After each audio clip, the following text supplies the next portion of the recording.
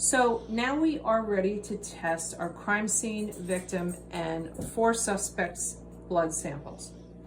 So the first thing we do is 2 drops of each in these testing wells.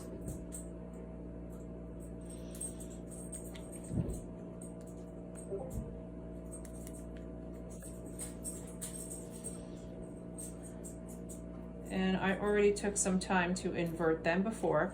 Now remember that this is our simulated blood, so this is not real blood. Suspect 1 looks like it's got very thin blood. I don't know why, whatever they used for suspect 1. Very thin blood compared to the others. Okay, so these are the red blood cells, and remember the red blood cells contain surface antigens that determine the blood type. And in question 5, on your pre-lab, you filled out the chart that explained what surface antigens various blood types have. So right now I am going to put a question about that. Okay, now I am going to add 2 drops of suspect 4. Okay, so all of our suspects' blood has been added. So I'm just going to move these out of the way. And of course I have made sure that they all match. So now we have our antisera. And remember, anti-A is always blue. So I'm going to add 2 drops to the A well. And I can do this for each one. And it really doesn't matter if 3 drops come out. This kind of thing is not very quantity specific. Couple drops of blood, couple drops of antisera, and you're fine. Okay, so now this is the anti-B, which is the yellow, as we had talked about in class.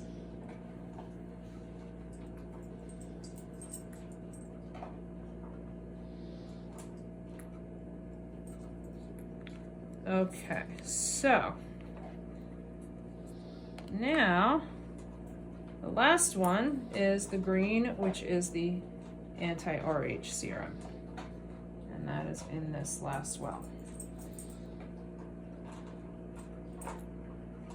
And all these wells are labeled A, B, and RH, so we know what we're adding, and of course the different colors also tell us. So now I have some toothpicks. I'm going to use a different toothpick for each well, just to give it a little mix. We don't want to contaminate.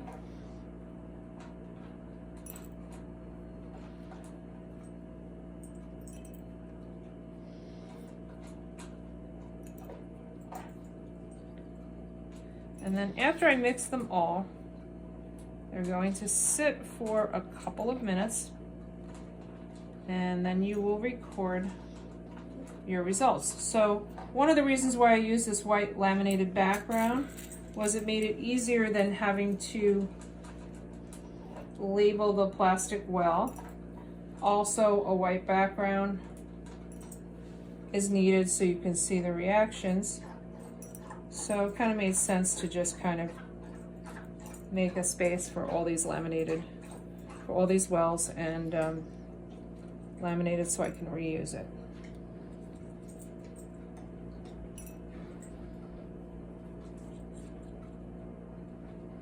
Okay, so now I'm going to set my timer for 5 minutes and we will be back.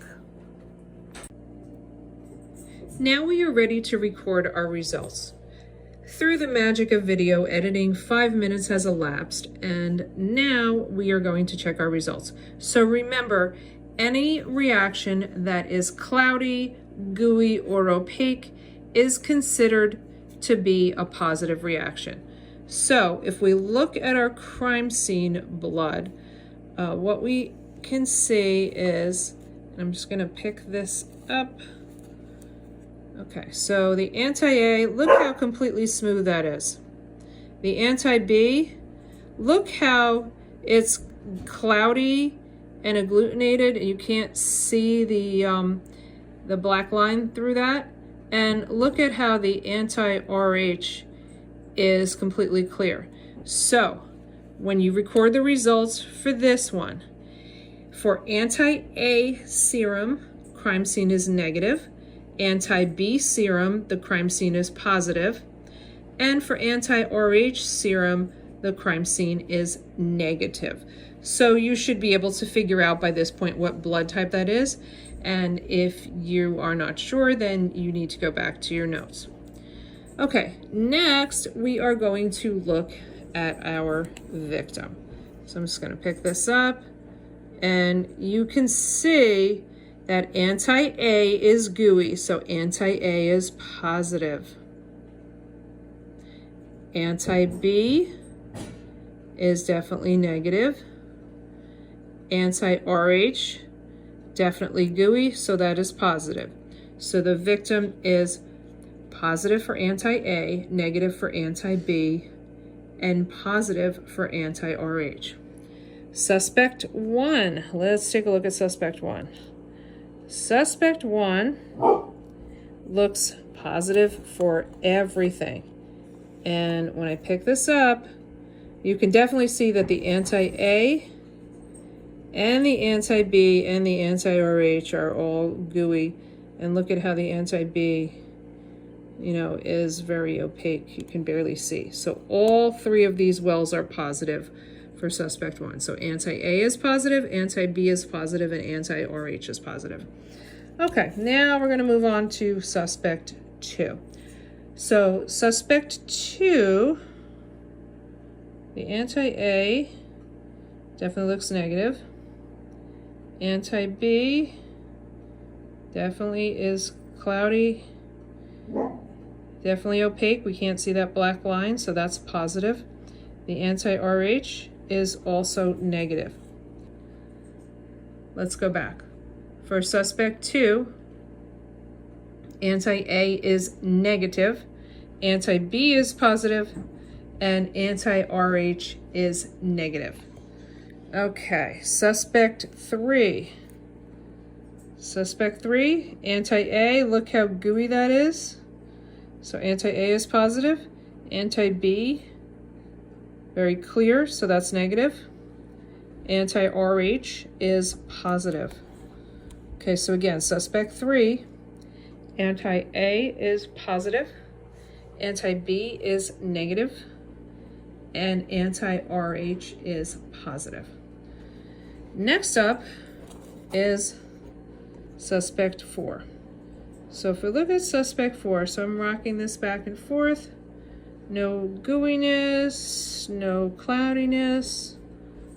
All three of these are negative. So suspect 4, anti-A is negative, anti-B is negative, and anti-RH is negative. So you are going to fill all of these in your lab sheet and then answer the conclusion questions and turn this in by the due date. So that's it for our results. And so remember, looking at all of these results, you should be able to determine the blood type. Remember, agglutination is a positive reaction. That means that that antigen is present. And if you're not sure how to follow this pattern, look at number 13 on your pre-lab questions and look at the picture on the slideshow that is similar to these pictures. Okay, so that finishes our lab results for today.